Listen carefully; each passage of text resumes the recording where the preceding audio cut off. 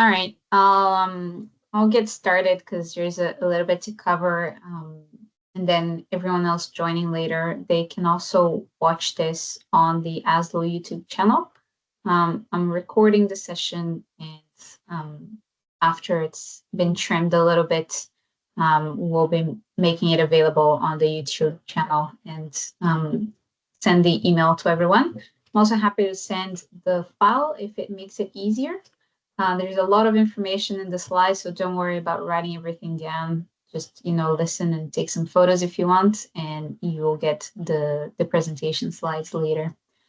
I also wanted to mention, I guess good morning, good afternoon, good evening. My name is Rita. I am one of the Railing Call editorial fellows who will be helping you throughout the L&O Letters Early Career Publication Honor. The call is led by Dr. Erin Peck, who's online with us today. So any official communications aside from the developmental webinars come from Erin, and anything that is related to the webinars you will hear from me. So I just wanted to mention a couple of things. Throughout the slides, I use examples from all of the articles that were published by the previous two calls of the publication honor. So if you feel like reading any of those papers, they're all bundled in a virtual issue in L&O Letters. And I often use QR codes to make it easier for you to just use your phone and access a website or a resource that I'm talking about. So feel free to just point your phone and follow those QR codes. So today I'm going to talk about a topic that seems a bit boring, and it can be a little boring, but if you follow it correctly, it can increase your chances for a smooth peer review and also increase your chances of having your manuscript accepted for publication with L&O Letters. And that is the journal's author guidelines.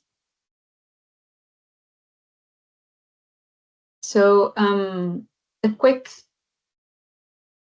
overview of what we're going to talk about today in terms of steps to submitting a manuscript to L&O Letters. So we're going to talk about the journal aims and scope, its criteria for publication, what are the article types, what is the audience and writing style expected for a manuscript submitted to L&O Letters, what is the format and the order that you need to use for your initial submission. Also, some recommendations for specific elements. And we're also going to talk a little bit about what's the information you need to submit your manuscript. And then at the end, I'm going to address a few other considerations. So L&O Letters communicates the most innovative and trend-setting research in the aquatic sciences. The manuscripts are high impact and have cutting-edge results, discoveries, or conceptual elements, conceptual developments. And this can be in any area within aquatic sciences, limnology, oceanography, any field that spans both areas as well. So the manuscripts published in the journal are selected based on how broad the interest it is to the field, how strong their empirical and conceptual foundations are, whether they have insightful, succinct, and elegant conclusions, and also what is their potential to advance knowledge in the aquatic sciences.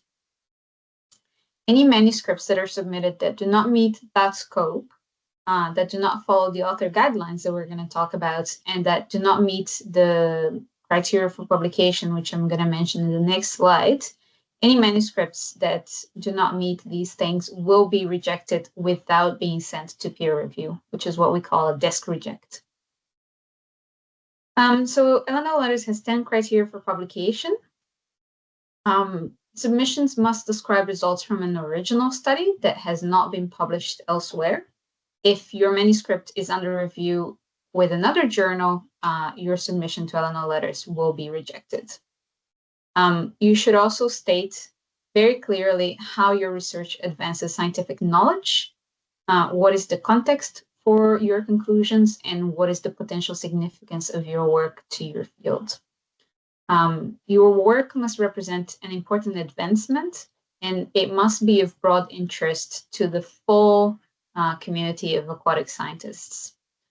Your manuscript must also be broadly understandable to any scientist who is not within your area of expertise. So basically, you need to write very clearly. Your analyses and your study design must be technically sound, and they must be described in sufficient detail for anyone to replicate your study. Your results must be presented in a visually effective way, and your conclusions must be well supported by your results. You absolutely must fulfill the data and metadata policy, and there are 3 elements to this policy that I'll mention again later. Your manuscript must adhere to any ethical standards for research and publication, and I'm going to talk a little bit about this in the end as well. And last but not least, the article must meet the author guidelines from Letters for publication. So in terms of article types, L&O Letters has 4 types of articles, but only 3 are supported by the Early Career Publication Honor. And these are letter, synthesis, and essay.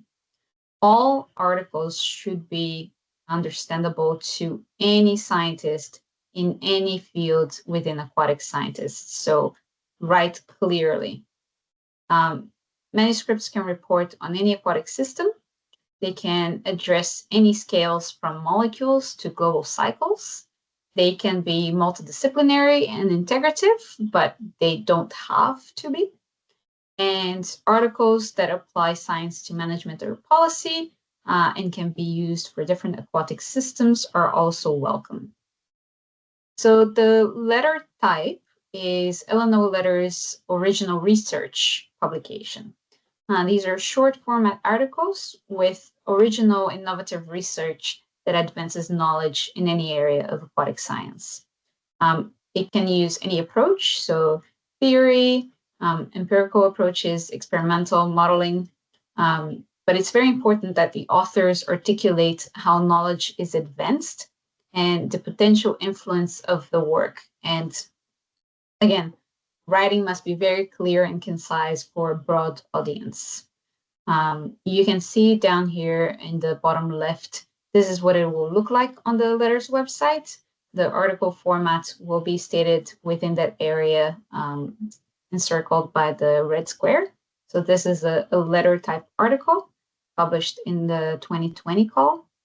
And a letter type article should include a scientific significance statement, which I'm going to talk about in a little bit, an abstract, introduction, methods, results, and discussion, which is what is often referred to as the IMRAD structure, and also references. The second article type is the synthesis, and the synthesis is not an original research. As the name says, it's a synthesis. So a review, let's say, and it must clearly articulate the current knowledge of a topic, the current uncertainties, and any research that is needed to close those knowledge gaps. Syntheses will address subjects that are topical, in need of evaluation or assessment, or topics that are an emergent issue that hasn't been fully explored yet. When addressing controversial topics, syntheses must emphasize unbiased presentation of evidence for and against different viewpoints. And synthesis articles that address policy-relevant scientific topics are also welcome. A synthesis should be written as a review article, and it should have subheadings that relate to the major topics that are covered within the synthesis. Authors are strongly encouraged to include a section about future directions or research gaps, and a synthesis should include a scientific significance statement, an abstract, an introduction, and then as many subsections as you feel is necessary to address those major categories. And obviously, it also requires references. The essay article type is the third type supported by the publication honor. And essays should include ideas, concepts, hypotheses, or opinions that are meant to stimulate discussion or research into a topic.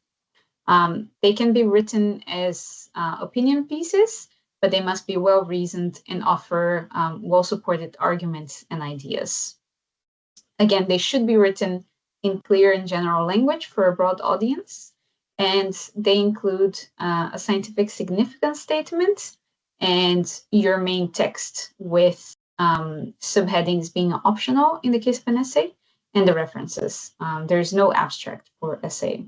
And here in the bottom right, you can see the only example that has been published by the Early Career Publication Honor as an essay type from the 2022 call.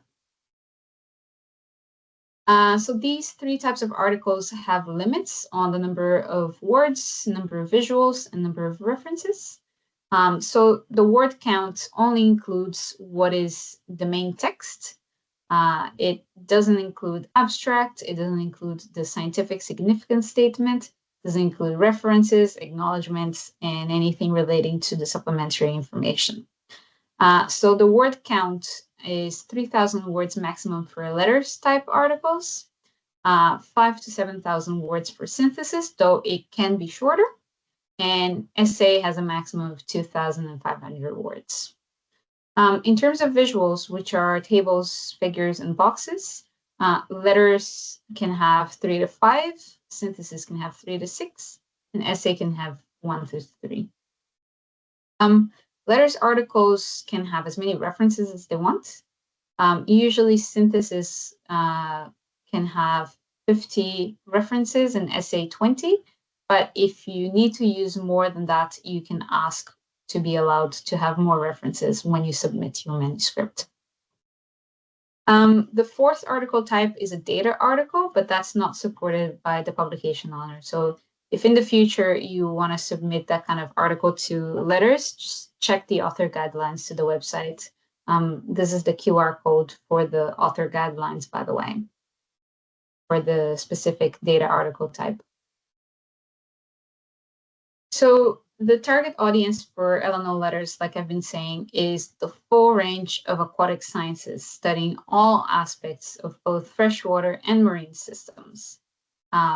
So because the journal is communicating results from this full range of aquatic scientists, authors must write so that their work is understandable to aquatic scientists who are not in their field of expertise. And yet, they still must provide sufficient detail and background for the specialists to understand the results and to be convinced by the findings. When writing a manuscript for letters, you should always use active voice throughout the manuscript and use first person where it's applicable. So I measured, we did this, I did that. Writing short, clear, jargon-free sentences that are divided into short paragraphs. If you're using terms that are specific to your field, define those terms when you first use them. Try to keep acronyms and abbreviations to a minimum. And when you first use an acronym or an abbreviation, make sure to define it. If it's something that's really common, like, for example, PCR, then you don't have to define it at first use. But in general, the rule is to define when you first use an acronym or an abbreviation. And you should also know that if accepted, your submission will be edited by the journal for content, style, grammar, and spelling. I have a few writing resources for you.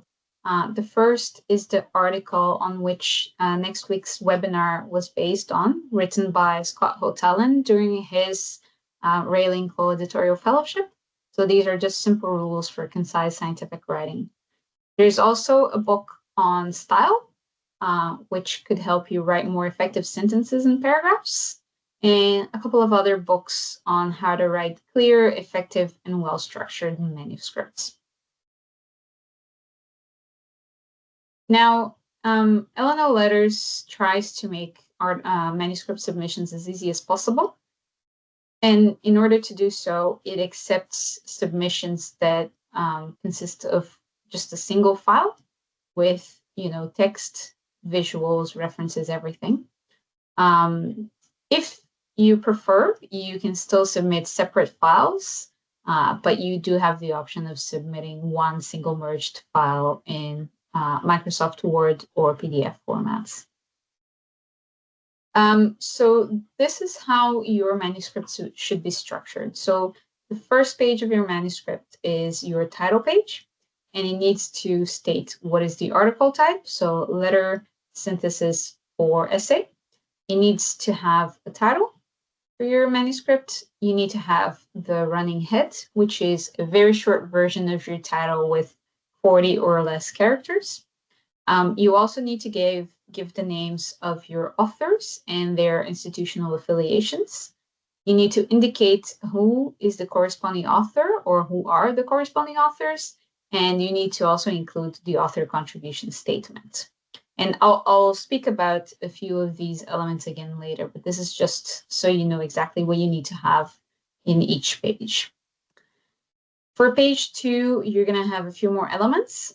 So some of these need to be in single space format. And these are the scientific significance statement, the data availability statement, the abstract, and the keywords. And following the keywords, you're going to have the main text of your manuscript.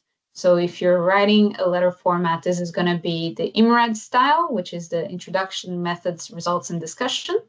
Or if you have a synthesis or an essay, then you can use your own defined subsections. And this text is going to be, you need to do it in double-space format. And make sure you also use continuous line numbers throughout the text and the subheadings. So your main text is probably going to take several pages. And once you're finished with your discussion or your last section in your other article types, then you're going to include your acknowledgements. After that, you put your tables, your figures, and finally your references. So that's the basic format of a manuscript for submission to L&O Letters. Now, I'm going to talk a little bit about specific elements, and I'm going to mention them in the order that I just listed them. The title, it should be informative, accurate, clear, and concise. And the suggestion from the journal is that it either states the main conclusion in the article or that it poses a compelling question. So I have a few examples. Ocean acidification alters the diversity and structure of oyster-associated microbial communities. Coral growth persistence amidst bleaching events. Widespread warming of Earth's estuaries. Worms and submerged macrophytes reduce methane release and increase nutrient removal in organic sediments. So all of these 4 articles published by the publication owner, they all state the main conclusion of the article. So this is a really, really attractive way to find a title for your paper. The author contribution statement. So it should come as no surprise to everyone that every single author listed in the manuscript is expected to have made an important contribution or important contributions to the work, and these contributions should be indicated. So your author contribution statement is gonna mention major research components, things like who did the research design, who performed different steps of the research project, who contributed with new tools or new methods and which ones, who did the data analysis, who wrote the manuscript. And if you want to know more about author contributions and what awards contribution or authorship status to someone in your paper, you can have a look in this link that I put in there with the QR code. COPE is the Committee on Publication Ethics, so they have a lot of resources, and one of them is about authorship and what entitles you to be an author in a manuscript. The fact that you submit a manuscript to L&O Letters implies that every single author listed has reviewed and approved the final version, so you don't have to list that in your contribution statement. And if you want to indicate that you have 2 corresponding authors, you can do so in your submission. You use an asterisk on the manuscript title page to indicate which authors are corresponding. So here in this example, you can see in the bottom, there are 2 authors with the correspondence symbol next to their name. So these are the two corresponding authors for this manuscript published from the 2022 call. Here is an example. So we have here for this publication from 2020, they mention who designed the research question, who figured out the approach for sample analysis, who did microscopy, who did measurements in the laboratory, who did data analysis, who did time series, who did field work. They're very specific about all the components of the research, and they specify which authors did which parts. You can also have an author contribution statement that's very short. It's really going to depend on, what was involved in your research. So in this letter article type, for example, all they needed to say was who designed the study, who did culturing, who collected and analyzed data, and basically all the authors contributed to interpreting the data and writing of the manuscript. So it seems like it was a really group effort that took place in this specific publication. If you want to know more about different types of contributions, there is a taxonomy system of 14 different roles, and they're listed here, ranging from conceptualization to who got funding, to who administered the project, who did analyses, who did data visualization and validation, who wrote and which versions of the manuscripts. And this QR code here is going to take you to a website where you can get a bit more information on all of these roles. You can obviously mention all of them if it applies to your manuscript, but you obviously don't have to because it doesn't necessarily apply to everyone. Now, the scientific significance statement, I'm going to take a little time here because this is an extremely important part of your manuscript. Letters publishes the most important and significant studies in aquatic sciences. These studies, they create new knowledge and they move science forward.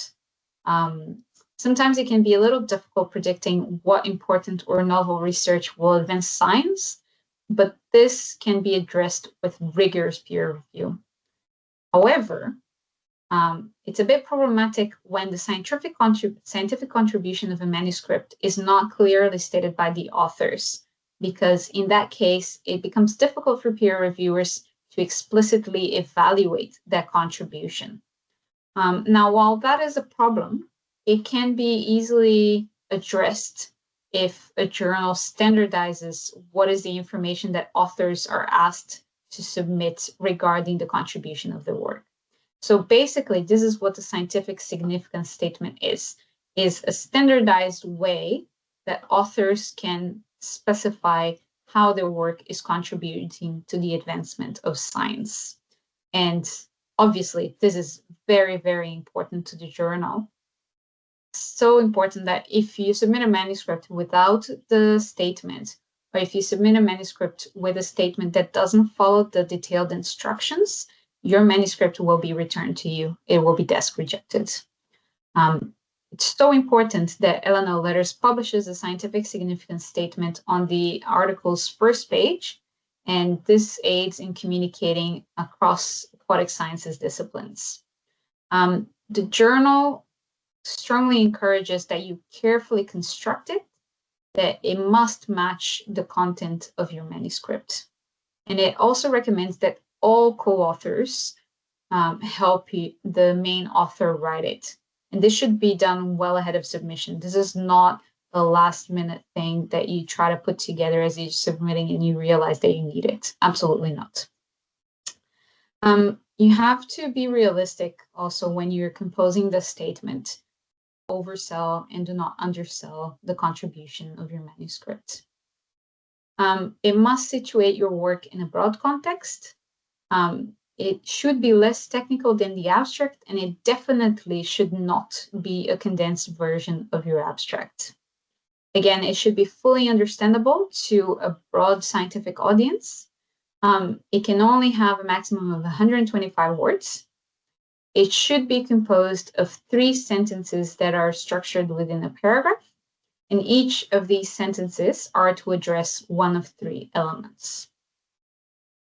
The first element is the setup. So this is the sentence when you describe the topic that you are studying in your paper.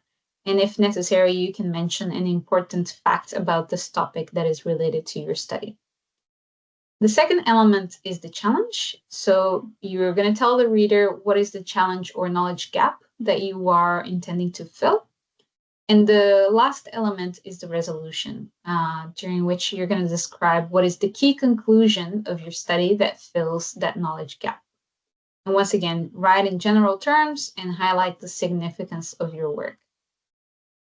I have here a couple of examples from papers that were published via the Early Career Publication Honor. I'm not going to read them because it's a bit much, but you can see later if you're looking back at the slides.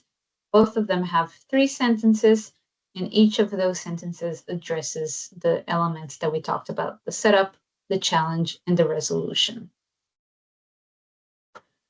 Now, moving on to the data availability statement, this is also extremely important. Authors must provide a data availability statement. If you do not address the data and metadata policy from L&O Letters, your manuscript will be rejected. For your first submission, it's a little easier. All the journal asks is that you give the name of the repository where you're going to house your data sets.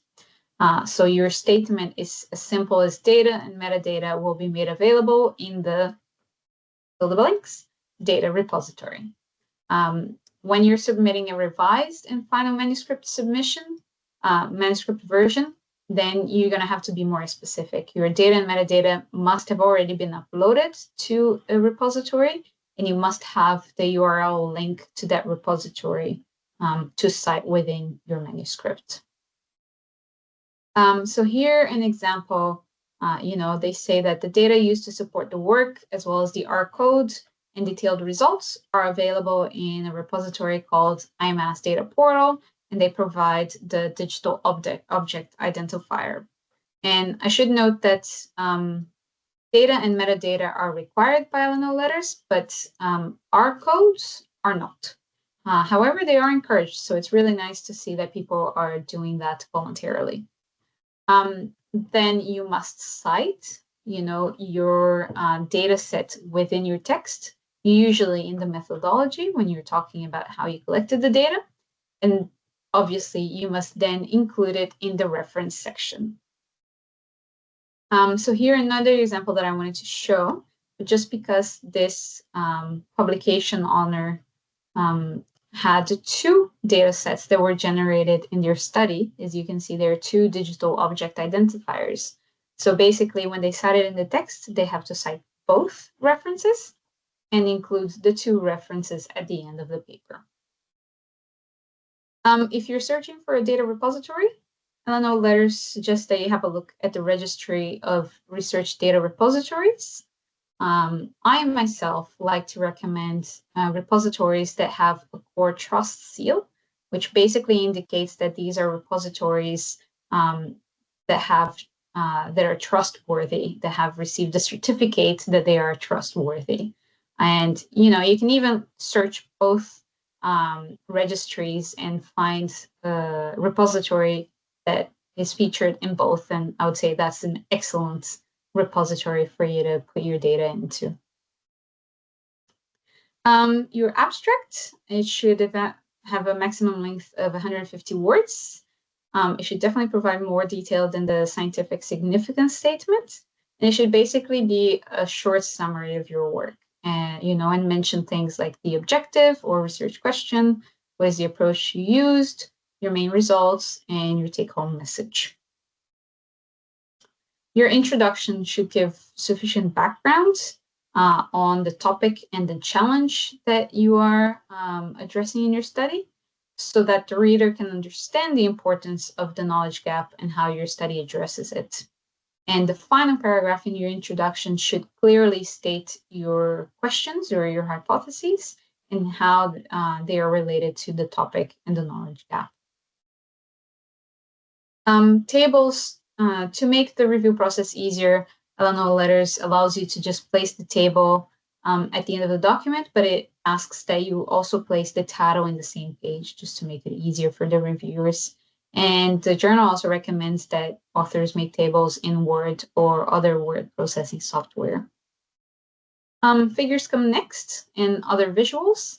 Remember that color adds clarity and visual interest, and there is no extra cost to use color.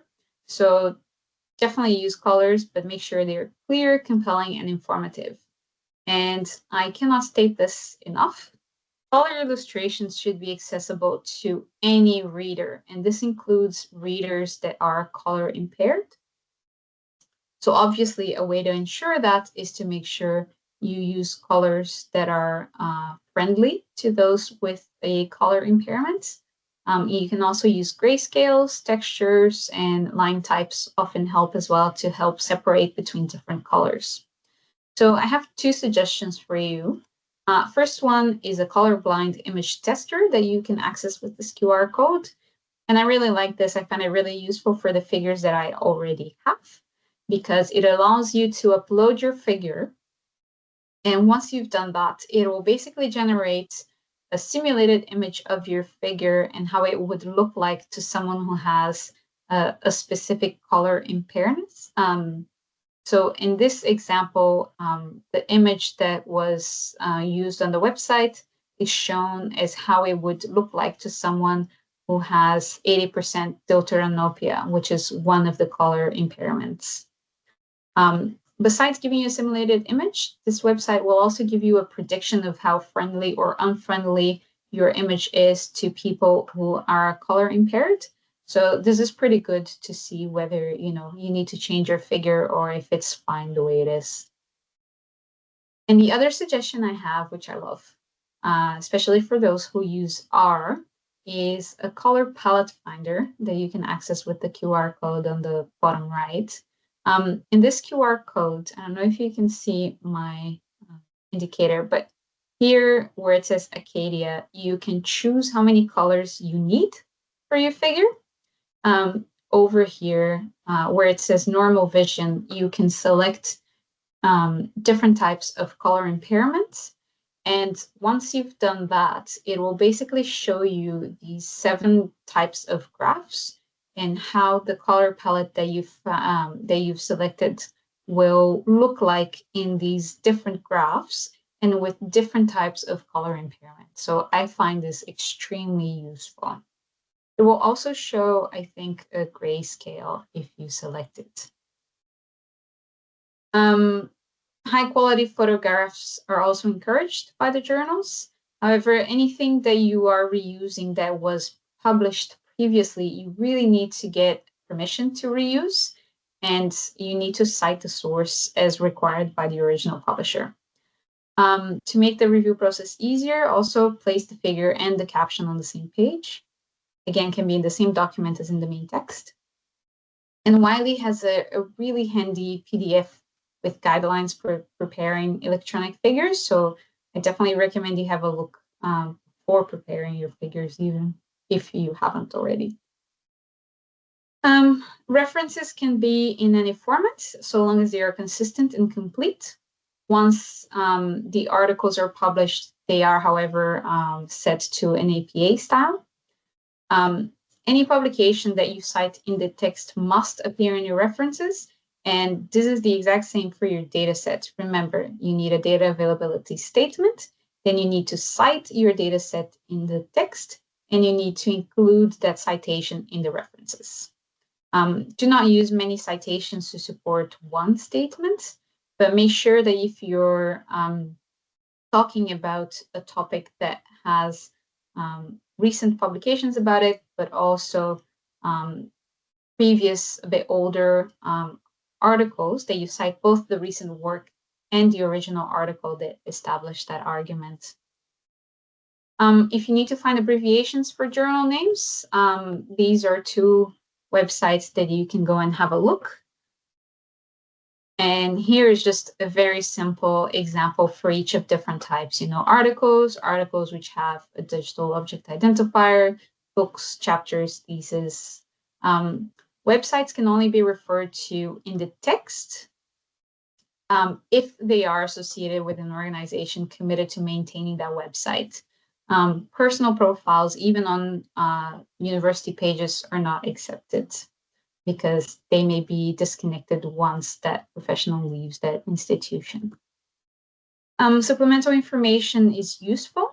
You can include important but ancillary information that supports your article, but anything that is essential to your conclusions must be in the main text.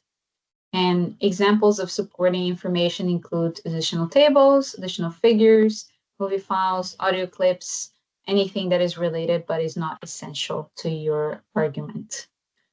You should definitely cite your supporting information within the text and make sure that you submit it in the exact format you want it to be published, because the journal does not do anything to your supplementary information. It's published as supplied by you. Now, for submission to L&O Letters, you're not required to write a cover letter, but you are required to go through an online submission form, which has 7 steps. Each step is, let's say, a page, right? So in step 1, you have to type in the article type, the title, running head, abstract, and scientific significance statement. Step 2, you have to put in the keywords or search terms and your data availability statement. Step 3, you have to add author names and affiliations, as well as your author contribution statement.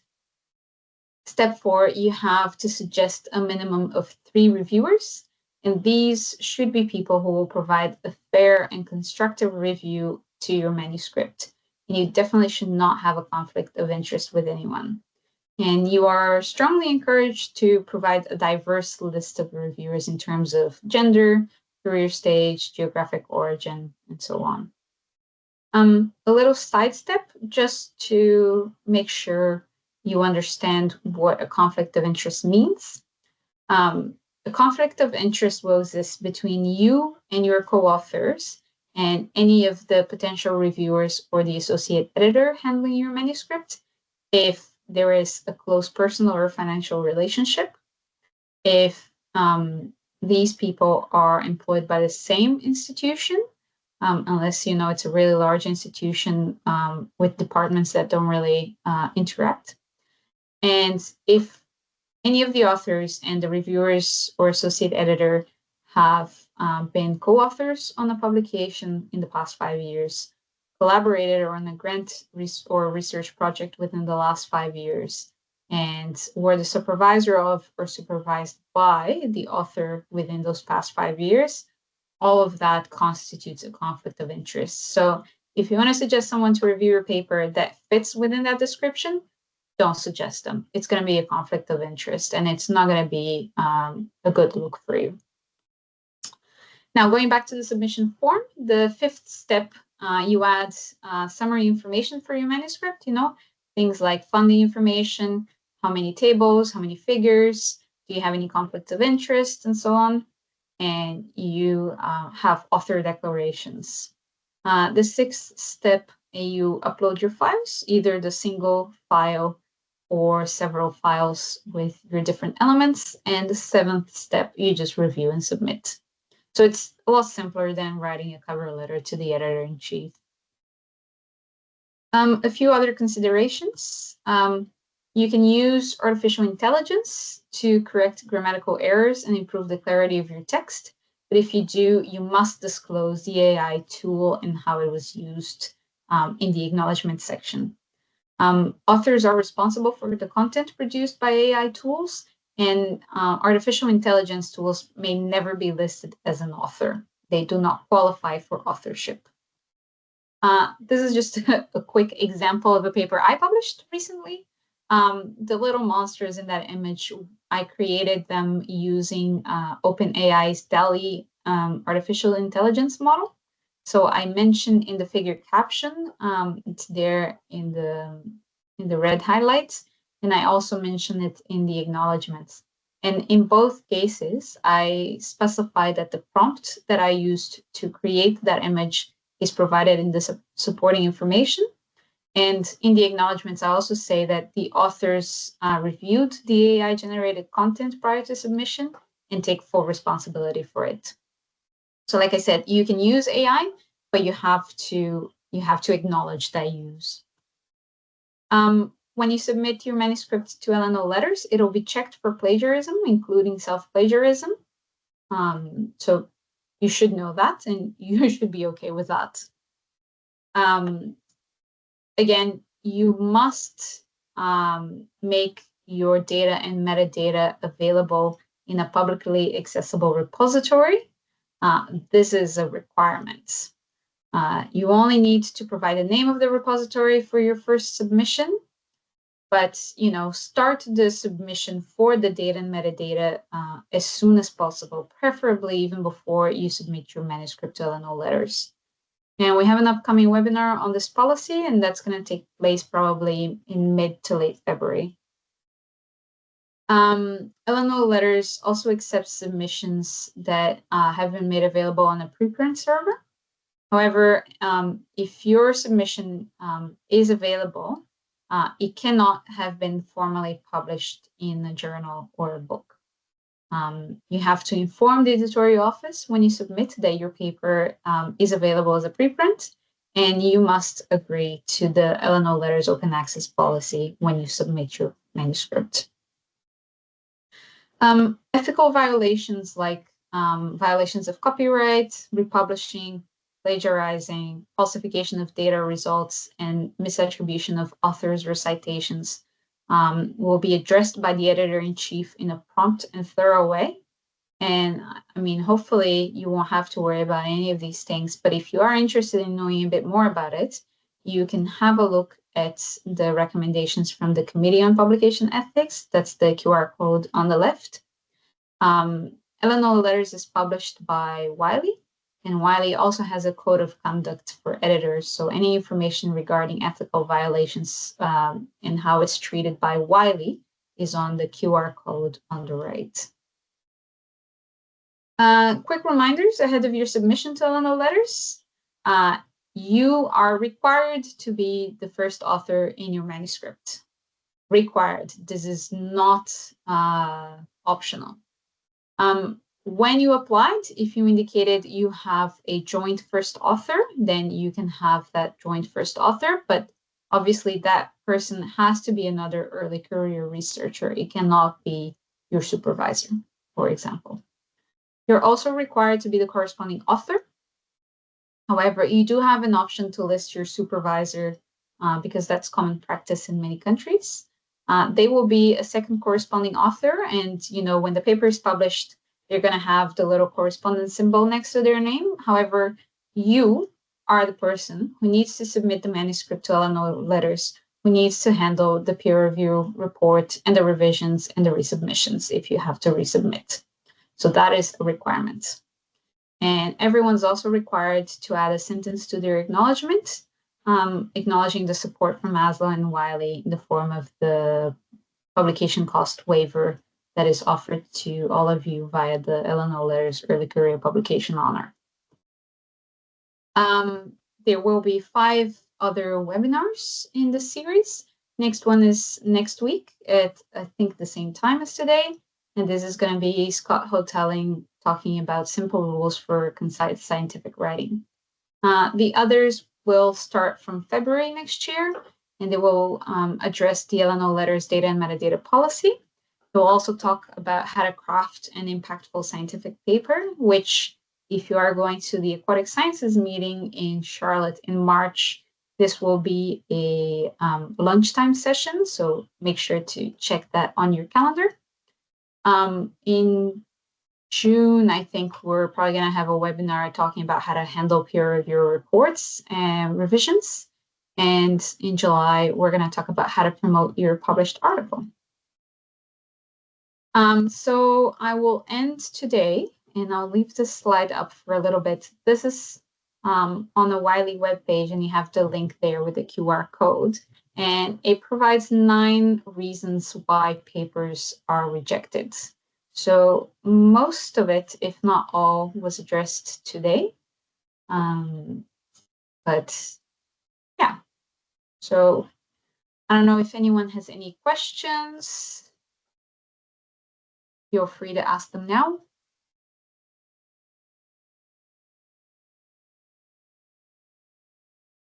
I have a question mostly related to the word limit. Okay.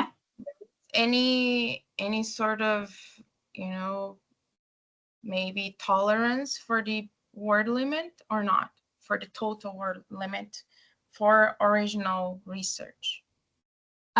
So for your first submission, not really. And this is something I can check with the editor-in-chief if you want. But usually there's a little bit of tolerance when you are submitting a revision because, reviewers will often ask for you to include more things or to better address certain points. So in that case, they do allow for a few more words, but for submission, not really. Thank you. I also have a question following the same idea on the figures. For instance, the limit is 6 for both figures and tables, right? Yes, for all visuals. Okay. Yeah, this is because L&O Letters is a journal that emphasizes publication of short type articles. So that's why they limit, the number of references, the number of words, the number of visuals. They just want to make it concise and to the point. Okay. Thank you.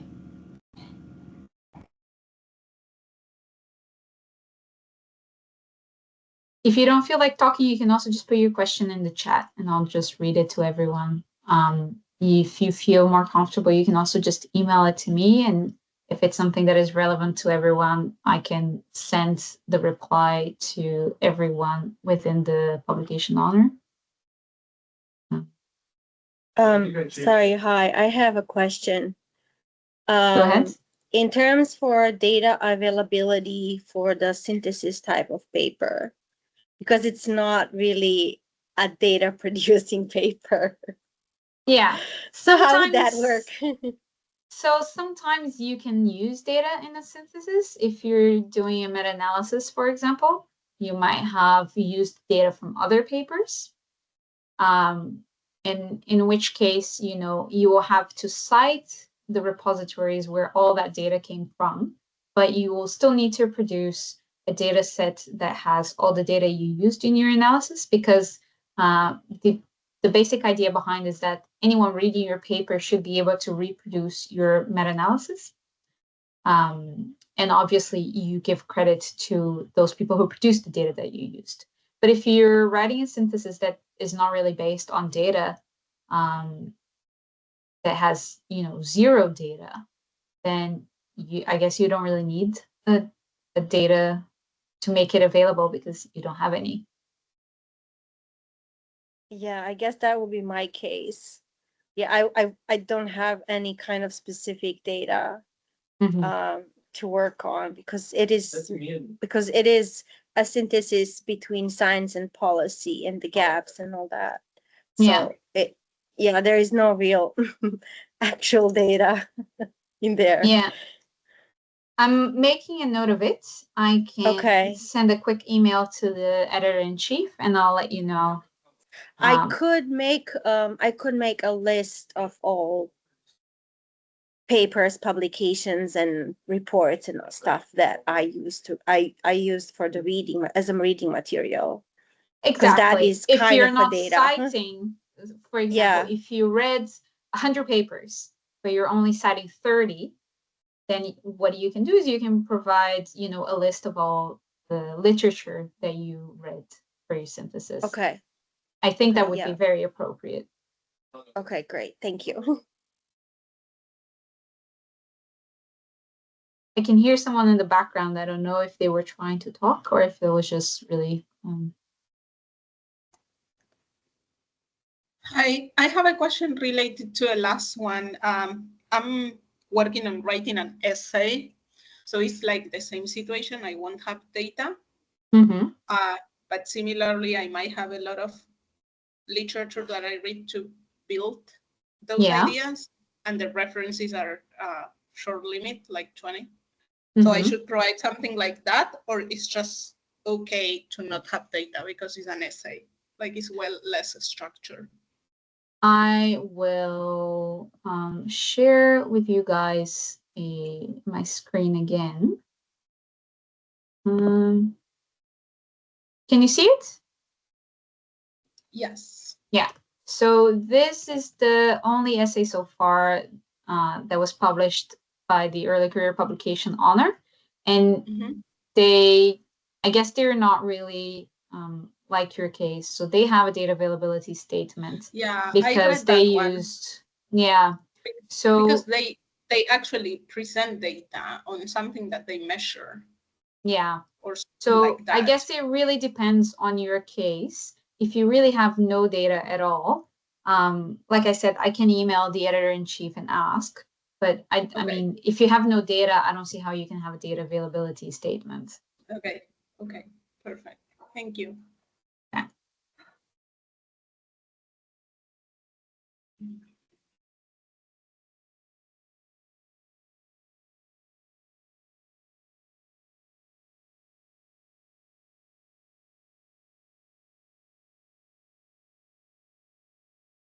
Would anyone else like to ask something?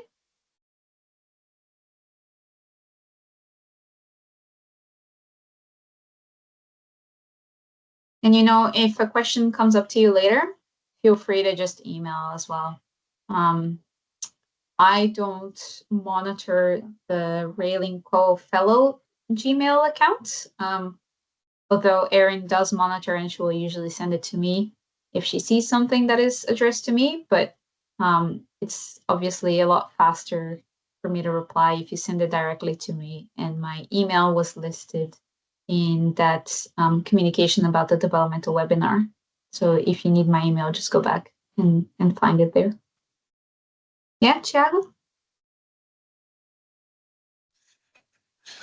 Hi. Hi. Can you guys hear me? Yes. Oh, it's just that there is one question in the chat. Did you see? Sorry, yeah. I will ask now. This is from Mateus. His microphone wasn't working. So Mateus wants to know what is my feeling or our feeling about writing results and discussion together. Do you think it might be a good idea, or is writing them separately better? I think this is a personal question, obviously. I personally find it a lot easier to write them together, especially for a journal like L&O Letters, where you have a very tight word count. And I say this because obviously when you are writing your discussion, you're going to mention things that were already covered in your results. So by combining those two, you may not need to repeat yourself as much. So that's my personal opinion. I don't know if anyone else would like to share theirs.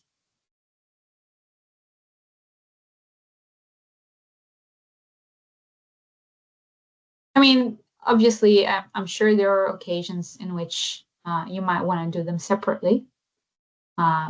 But I've recently had the opportunity to write them together, and I really enjoyed that. But I don't think it would be harmful to you to do any of them. Both are just as acceptable.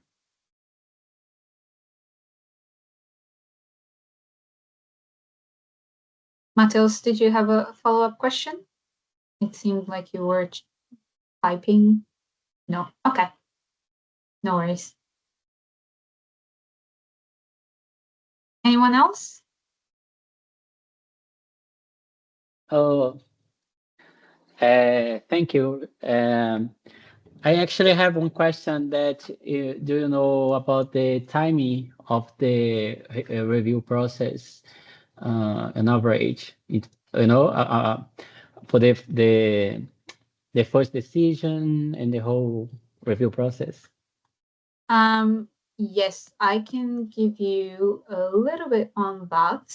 I'm just gonna pull up the website, so it's I'm not sure if they actually specify it, but they try to turn around manuscripts fairly quickly. It sometimes can be difficult to find reviewers. Because there's so many more submissions than there are reviewers nowadays, there's what is called reviewer fatigue, and people often decline an invitation to review. So the longer it takes to get people to review your paper, obviously the longer that process is going to take. I'm just looking for the information here, but I don't think it specifies. Different journals have different timeframes. I think L&O Letters asks reviewers to try and present their report within 3 weeks, I think, but I know it can take longer, especially if it's difficult to find reviewers for a manuscript. If the ones who accept ask for longer, then the associate editor who's handling your manuscript is definitely going to let them take longer. So I doubt you would get a review in less than a month, but it can take, I'd say 1 to 3 months is probably the more common. And then obviously once the review is sent to you, you are given 3 months to address all of the reviewer comments.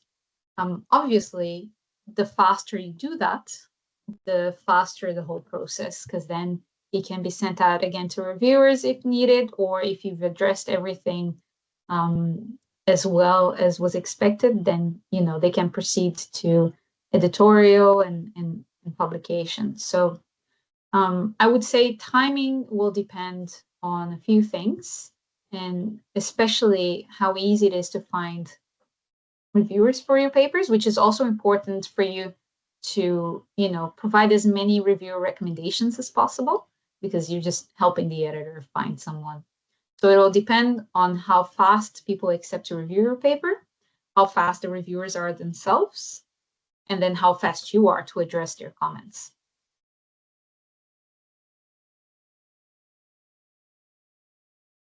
My pleasure.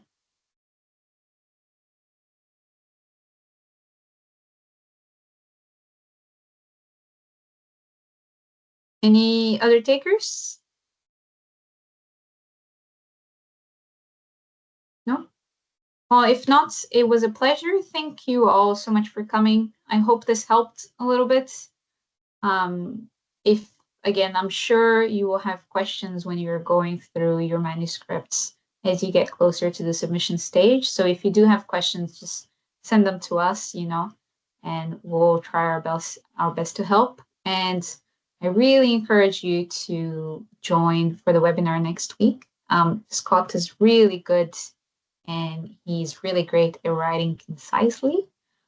So he has some really great tips. And if you want to read his paper in advance and come prepared with questions, even better for you. But other than that, we'll see. I'll be here next week as well, and I'll be there for all of the next webinars as well. Thank you all. Thank you, Rita. Bye. Thank you. Bye. Have a nice day, evening, morning. Bye.